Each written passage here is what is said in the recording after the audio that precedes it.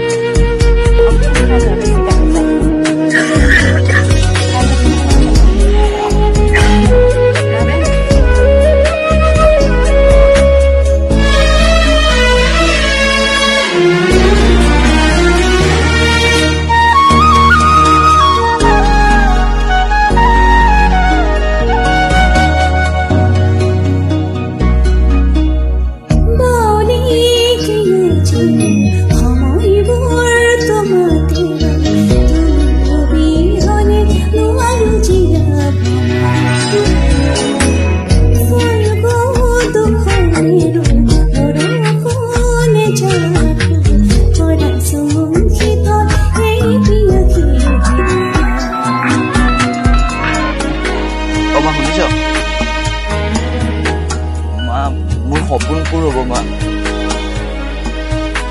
মোক গানৰ ভিডিঅ' এটাত লৈছে